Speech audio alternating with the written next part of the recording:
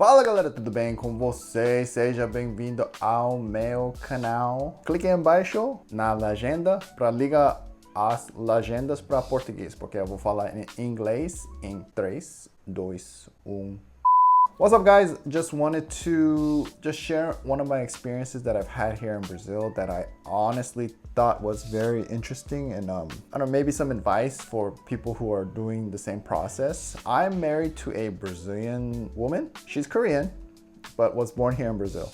So we got married and then we moved over here to Brazil to work for my wife's parents. They were retiring and so we came over to try to take this opportunity. Anyways, so I can't explain the beginning process of getting my legal status here in Brazil, the paperwork and the documentations. I have a AHI-NEA or AHI-NEME, I don't know what it's called now, but it's basically like a green card, right? For gringos like me to legally be here in Brazil through the marriage that I have with my wife, who is Brazilian, right? Okay, so the first time when we first got here in Brazil, I had no idea because I didn't understand any Portuguese. I just knew banheiro. Like I just knew just a couple, aonde está, banheiro. I only knew a few things. So I could understand that whole process. But now after that, my status was getting expiring. So we had to renew it. So I was helping my wife with the process of this to go to the Polícia Federal here in Recife. We're in the Northeast, so there's a division at the airport where you can go to do all this stuff. So we went on the website. There's a website for for foreigner to get all the documentations. So we had to get like, I don't know, there was all these paperwork that you needed, and the website showed all the things that it's very vague, okay? So I remember, let's say you needed 10 things, and we thought we got all of them, right? So we went to the Polícia Federal in the airport where you're able to get this documentation. There was an appointment, we scheduled it, but I guess it's a lot of people in that window. I don't know, because when we got there was still a line. And so we were just kind of waiting, and then I guess they'd call your name, but then they'd call your name to get in a line. So I was like, okay, that's strange. So I'm thinking they're doing it in blocks or windows. So when I first got to the window, she knew that I was a gringo, obviously, right? And she was speaking to me in Portuguese, which is very interesting at first impression because most of the people there are foreigners. So you would think that they would speak at least English, like a common language that maybe foreigners would know, right? But no, they spoke completely in Portuguese. And when I told them my Portuguese isn't very strong, they don't care. So now for me, I can understand. I've been here for some time, right? So I'm renewing my status. So I can understand what she's trying to say. But there were other people from, there was a person from France. There was a person from another South American. I'm pretty sure it was like Bolivia. There was another person from Bolivia, and they're all trying to speak to these people. And you could tell that they don't speak Portuguese. They don't understand what this lady's saying, and she's getting upset. Like she's saying in Portuguese very slowly but very angrily, like, you need, você precisa essa, você tem que trazer isso. Like it was very condescending.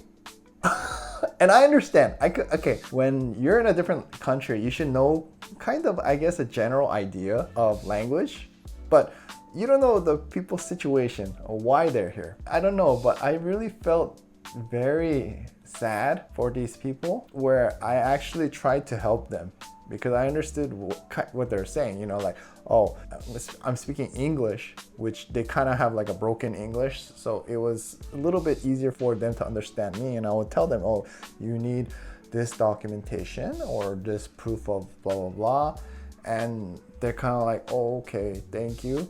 But the lady that was helping us at the Polícia Federal, I was just like shocked. I was shocked that she would,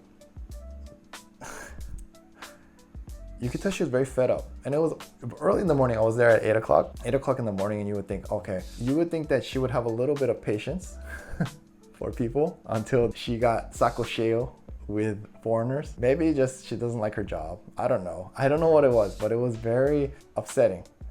And for me, I need this documentation because I was traveling at the time. So I needed that to come back into Brazil. If not, I would have problems. So I just tried to like take in what she was telling me. She's like, you need to bring this. Like I did all the steps, but because the internet steps or the directions weren't very clear, it was wrong. So they said I needed some other kind of paperwork or whatever. And then they said, if you bring it back, you could just jump the line and you come back and show it to me. For me, I live close to the airport, right? So it was a little bit easier for us to go back home and to get these kind of paperwork. But some of these people drove many hours to get there to do this paperwork. So if they're missing something, they were just shunned away. They were like, okay, get the paperwork. I can't help you if you don't have all the paperwork. Get it to me and then we can redo this procedure.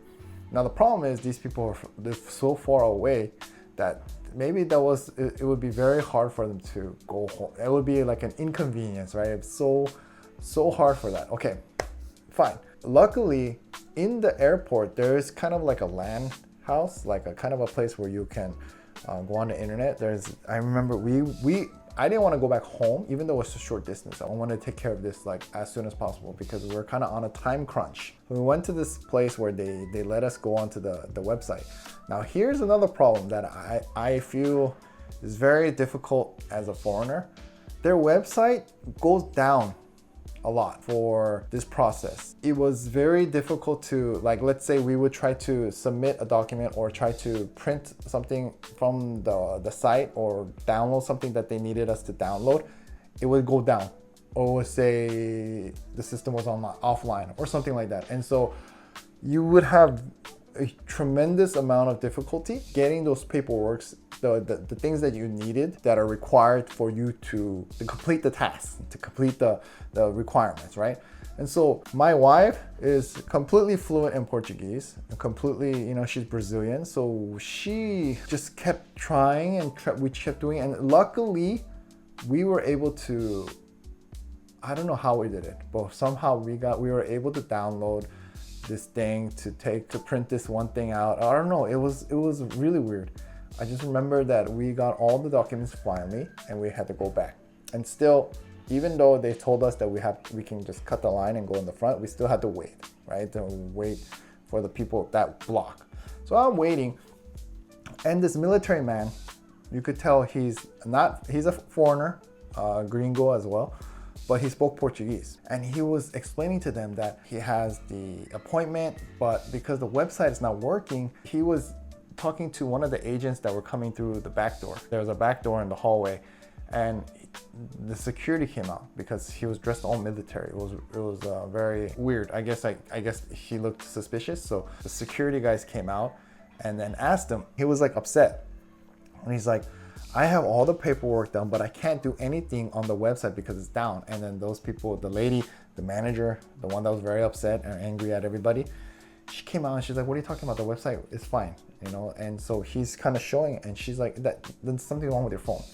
Like, it has nothing to do with us. You just need to get the documents. And he's like, how can I get the documents or these documents done if the website is down? So then, seeing that he was in the military, they actually took him into the back area, which I don't know. And so maybe he got a little bit of a preferential service. I don't know. I have no idea. But he went inside there, and I could just tell that there's a lot of frustration and anxiety from a lot of people that are waiting. And it was funny because you see these people all kind of like nervous, like they did something wrong. And I can empathize with them, because if it was just me, if I didn't have my wife with me, kind of as a crutch to help me through these processes, if they were just alone, just trying to I don't know why they were here in Brazil. We don't know, right? Their history could be this complete like struggle and this fight for freedom. I don't know, for anything, or just a refugee.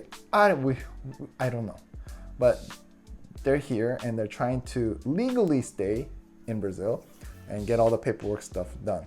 But because of complications and I guess language barrier, it makes it really hard for these people, you know, and they're like sitting there and they're trying to look through the paperwork for what they need. And I could still hear the lady inside saying, Você precisa isso. Nossa senhora. like, you could tell she was like really upset with everybody, right? You would think that she's like that with everybody, but with her employees or the people in the back, she's just like, beleza, da da da da, you know, da da da da, and just like really nice to everybody else. But when she's talking to the foreigners, she's very stern, very precise, no English.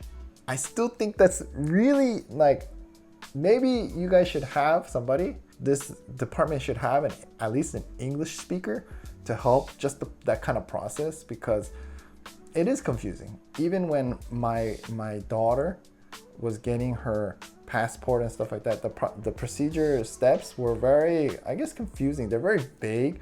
And when we brought all the paperwork, oh no, it's not this paperwork, we need this or we need that. But luckily my wife knows how it works here, so she brought all the documents. Like, she just brought like our baby's file, her birth certificate, everything. She just brought everything. She even brought the bracelet from the hospital of our baby, like everything, so that she would have whatever they needed. They could just say, oh, okay, here's that. Oh, you need that one? Oh, yeah. Okay, here's that.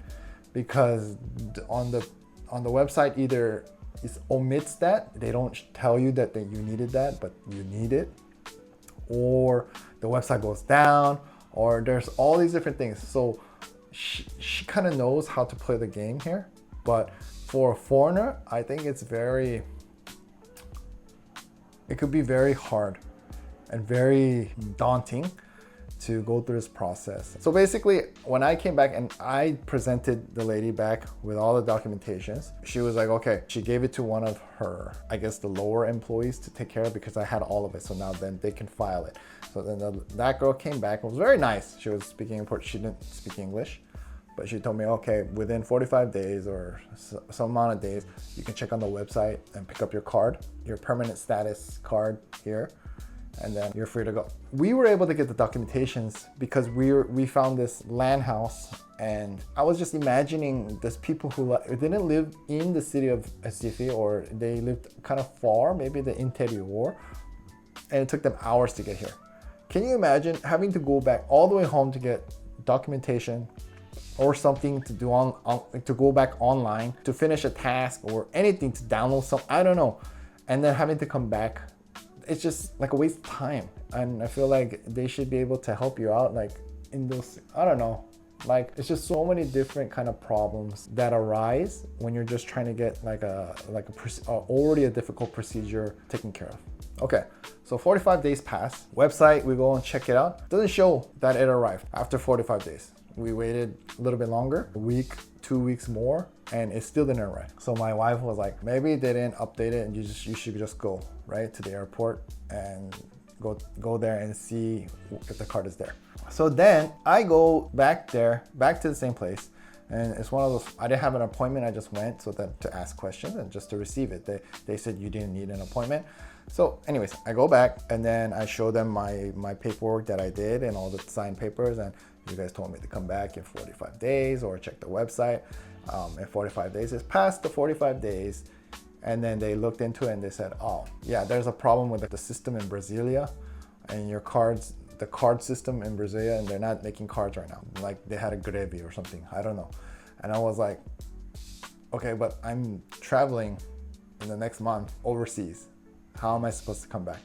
So then they took my paper and they printed something out and they just signed it. And it was basically a temporary pass for my status with my wife, because I was gonna be traveling alone with my daughter back home to show my family, our new daughter. So I didn't want to have any problems. So I asked, and it was the same lady, the very upset lady. And she was the same way. She was upset. Me with my broken Portuguese, at least she was able to talk to me, but she was still stern. And I said, in Portuguese, right? I said, então, eu só preciso esse papel para voltar. Eu não preciso mostrar meu cartão para eles. And she said back to me, Sim, você só precisa mostra essa blá blá blá blá. Isso é seu temporário. I said, okay. Então, o cartão vai chegar quando? And she's like, Sei lá. and her attitude was so like absurd like ridiculous almost, that it would be hard not to feel offended, like as if I did something wrong to her. And I was thinking in my head, like, it's not my fault that you chose this job, or it's not my fault that you have to deal with foreigners every day. And I understand. I used to work in like a wine bar bistro in San Francisco. It was a small open kitchen, and we would serve wine, we would serve food, like little appetizers, things like that. I remember people would come in and ask you questions because we were near the area where Mrs. Doubtfire, the movie Mrs. Doubtfire, her house was. And so you would get a lot of foreigners looking for directions to the house. And we were literally like a couple blocks from that house. And people like to take pictures there, which I find interesting because American people don't really care. I mean, some do, but for the majority, you're not going to San Francisco to go see Mrs. Doubtfire's house, okay? But fine, cool. You like Mrs. Doubtfire, it was a great movie, and you wanted to see the house and take a picture there. So you would get people coming in all the time, like every day, like different people from different parts of the world, because you could tell by their accent they're not from America. And they say, Oh, we house Miss Doubtfire? Cadê? something like that. They would try to ask you for help and directions. And I don't know if it's just me. I think in general, even because my coworkers and the manager, we would try to work with you. We would try to kind of like charades, the motions, and just because we don't speak their language and we just know English, we would say, oh, okay, I understand we'll play a game trying to figure out what they're trying to say because we want to help them. And it would get tiring. It would get tiring to hear this every day. Every day you would hear like broken English, sometimes not even any English, and you're trying to like figure out. It gets frustrating. I get it, but it's because these people don't know this place, or they were looking for something that they have no idea where it is, and they're looking for help. As like us foreigners who are living here in Brazil, you would think that this person would have a little bit of compassion, a little bit of like, oh, okay, they don't understand anything. Let's try to help them. But there was none of that. It was just, I can't believe you don't speak our language. Why are you here? You just need this, this, this. Why can't you get this, this, this? And she would just repeat herself to other foreigners because they would understand. And then out of, I think almost fear, some people would just, oh, okay, oh, see, and like they would just kind of cower and they'd have to just leave and try to figure it out by themselves. And I felt so bad for some of these people that it must be so difficult to have no help if they're just by themselves, or maybe the help that they did have couldn't come with them for this process. And I just felt, there should be a better system. There should be something, because there's a lot of foreigners here in America and in Korea. I remember you would have translators. You would have these kinds of things at these international places. There would be at least an English speaker to help with any kind of like difficulties in language, right? So I don't know, just my experience. So if you're trying to get the documentation here in Brazil, the RNE